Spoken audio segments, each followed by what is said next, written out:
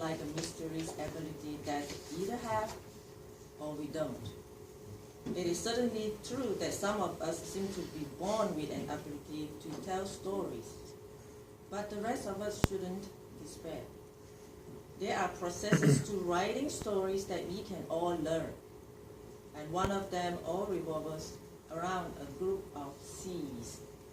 With a look at the process, here is our club member, Gary Basiga, with the title, See Your Way to Better Storytelling. Gary Basiga. I love how they're so specific in that manual. Use Microsoft PowerPoint. Yeah. Well, Bill Gates must have thrived in this. Have you ever found yourself with a memory of something that happened in your life, and you go to tell that memory to somebody as a story, and you think, oh, this would be such a great story, and then you go to tell it to somebody, and at the end you have to finish off by saying, well, I guess you had to be there. For some of us, that's the situation quite often. Some of you remember my first day in this club. What did I stand up and say? I don't know the first thing about storytelling. I don't know anything about storytelling. And it was totally true. Thankfully, I was able to find some processes by people, a number of people, largely Craig Valentine, and that's where this is from, his storytelling information. And I want to share that with you. These are processes that you can actually use to improve your stories. And by the end of this time today, I can promise you'll be walking out with a process for writing stories from scratch, as well as a set of diagnostic tools that you can take and use in an existing story. Maybe it's not quite working, or maybe it got the result. I guess you had to be there. So that's what we're going to talk about today, how to write a story. Now, I hope I don't have to impress on you the importance of having stories. They're everywhere in the speaking world. I mean, Toastmaster magazine talking about stories. This was something that was in Forbes magazine last year. Storytelling is crucial to the future of work. And finally, this is an influential blog article where he said that storytelling will be the top business skill in the next 5 years. So storytelling is everywhere. Stories are everywhere. But the question is, how do I tell a story? Like I said, I came in with no concept of how to do it. Jen is looking at me like, I'm right there with you, brother. Well, in order to do that, first, let's start with a story. When I was in first grade, my teacher told us to make half a K. Now, I didn't know what half a K was, so I made a whole K. I got in trouble. I had to go up to the front of the room, but lots of us didn't know, so I didn't really get in trouble after all. But I had to go home and tell my dad, and he was confused too. Great story, huh?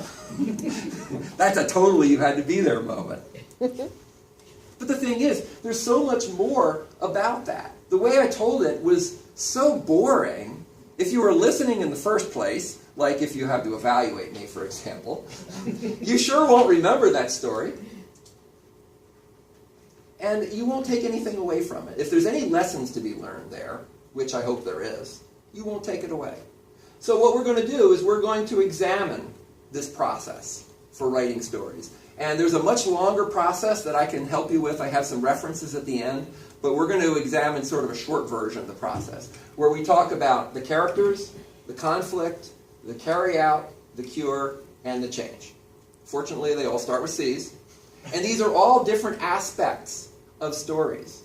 And the cool thing about them is what you can do is you can take your bare bones memories, your bare bones recollections, like I had at the beginning, and you can systematically apply these to each part of it and bring a full-fledged story out of it.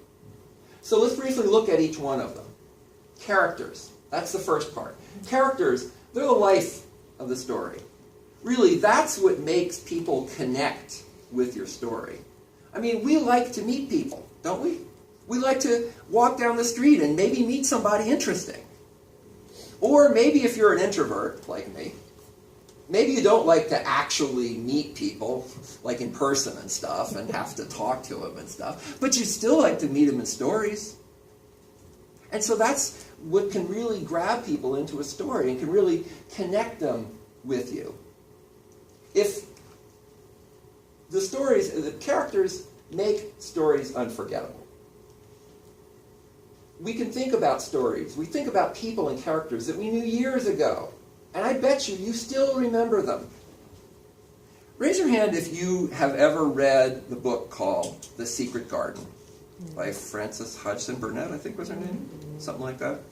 I read that book 40 years ago, over 40 years ago.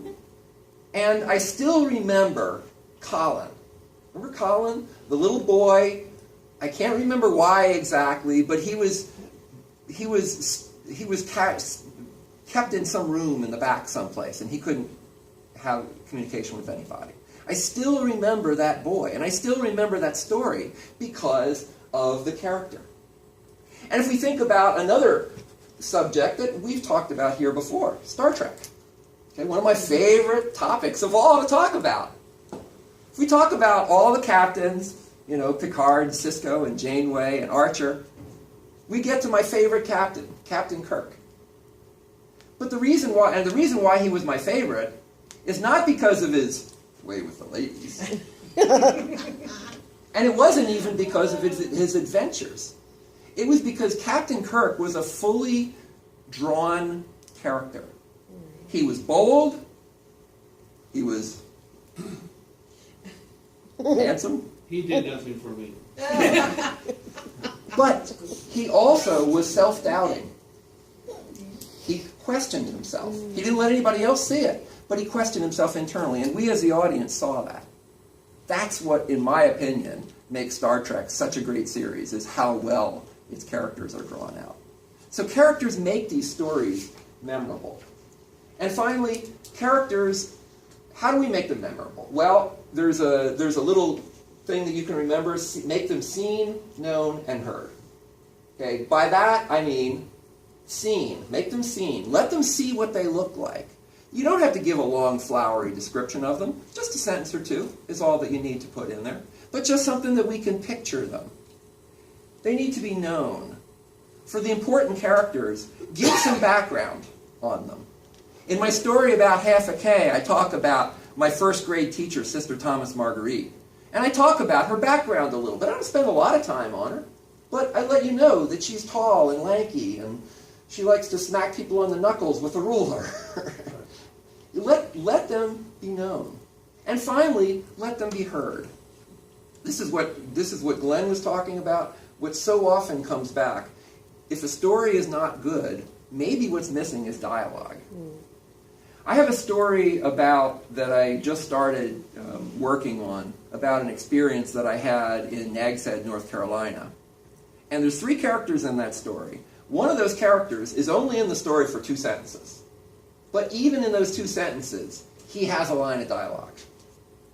So that dialogue lets you hear the characters, what they're thinking, and what they're really like inside. So once we have characters, we then move on to the conflict. The conflict is the hook of the story. It's what draws people in. It hooks us, and it keeps us hooked. If there's no conflict, there's no story. If it's a boring story, probably doesn't have any conflict, or doesn't have very much conflict. We think about a TV show. TV show, raise your hand if you're not ashamed to say you've seen the TV show Real Housewives. I'm ashamed, but I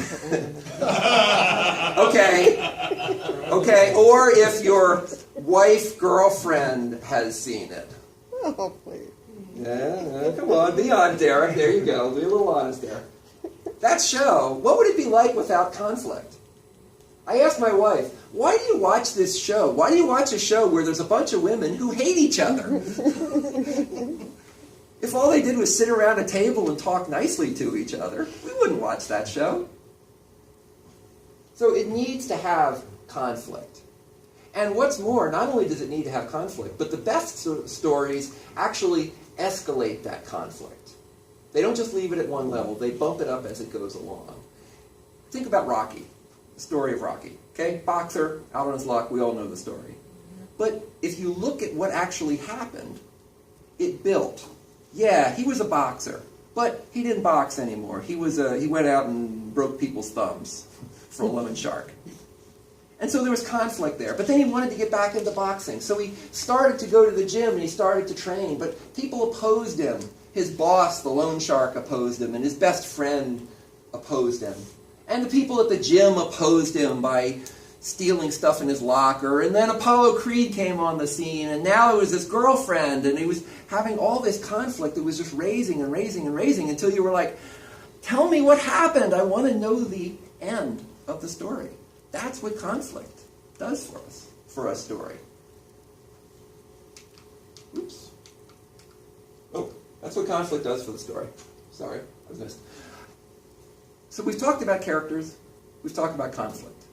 So we now move to the third C, the carry-out message. Now, why do we tell stories? Many reasons, right? One is just for fun. It's fun to tell stories. But I think most of us would agree that we tell stories not just for fun, but because we have a message that we want to get across. We want to teach people something or help them learn it on their own. One of my favorite quotes is from the storyteller Elizabeth Ellis, who says, "In a good story, you touch somebody's emotion for the moment, but you change their lives forever." That's what we want to do with stories. And that's what the carry-out message does. The carry-out gives people somebody to literally, almost, carry out with them and apply in their lives. And so the carry-out is the point of the story. The carry-out also has a foundational phrase. At least it's a recommendation.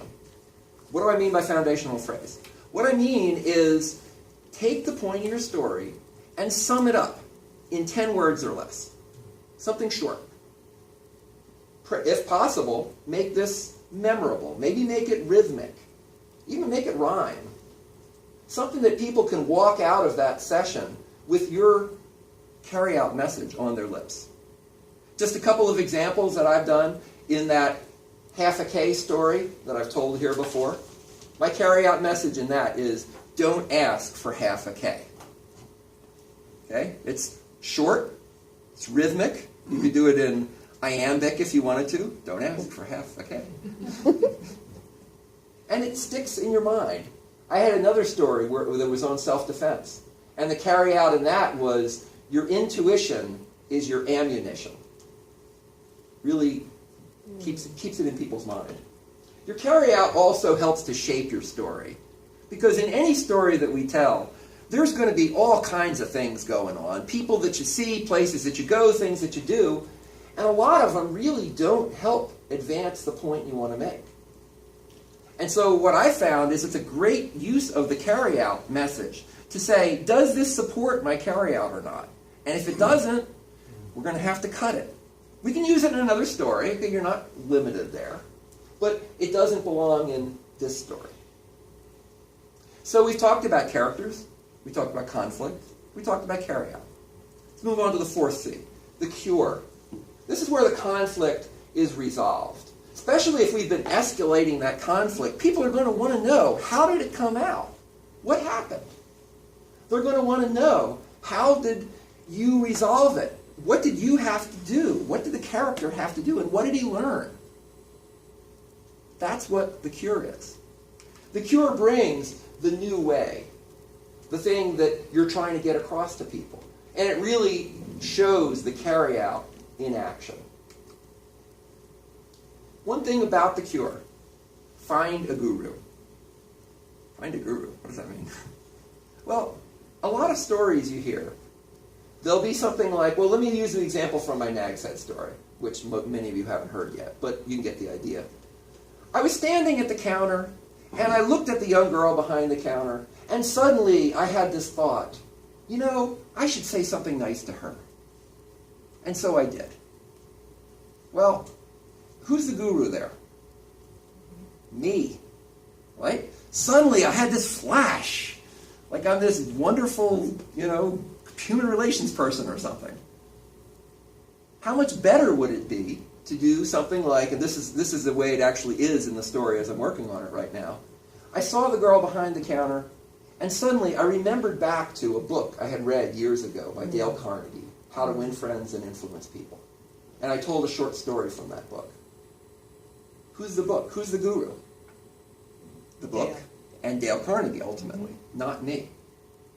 What this does is this makes it so that you're not trying to stand up and say, hey, I know everything. You know, I'm all that and 2 bags of chips. Okay? You're saying, I'm just like you. You don't. Otherwise, if we don't do that, otherwise people can think of us as conceited. Or maybe even worse, they'll say, oh, you know what? That carry-out message, that worked for him or worked for her, but it wouldn't work for me because I'm not special like they are. So having a guru is a big part of a cure. So we have the characters, the conflict, the carry-out, the cure, and finally we move on to the change. The change shows the effects of the new way in the lives of the characters. The change is what sells your point. Really, if you think about it, why should people listen to your carry-out? Why should they take your advice? Because they can see how well it worked for you or for your other characters in your story. You know, I read in the story that Serena told in Serena's speech, one of the things that could have really helped that speech, I'm going to move into evaluation mode a little bit, is to bring in a story instead of just statistics and show, here was this company in trouble. And then the company adopted these new ways, and all their employees were happier, or their retention went way up, or something like that.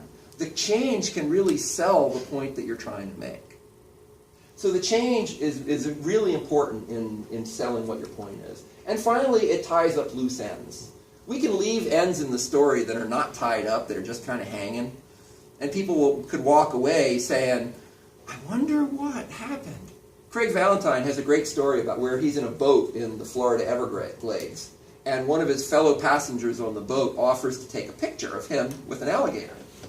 And he moves on with his story. And somebody one day, after he told the story for years, came up to him afterwards, somebody who was the guru in the story about the story, and said, Craig, what's bothering me is, did that guy ever send you the picture? He's like, what?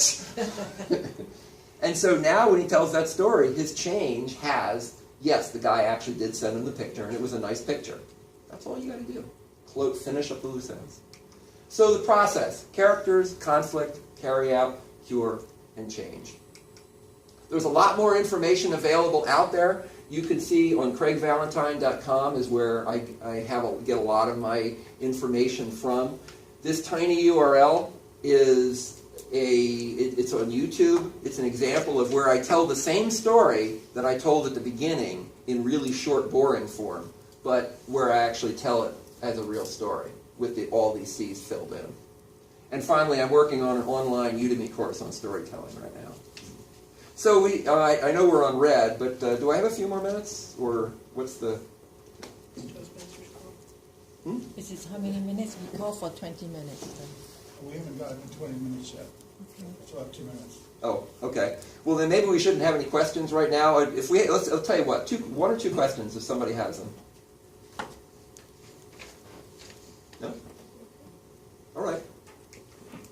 Well, thank you. Now it's just for us to apply this process, to go out, improve the stories we have, make them more memorable, and change people's lives.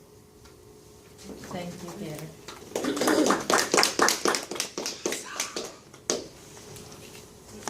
Diane is ready.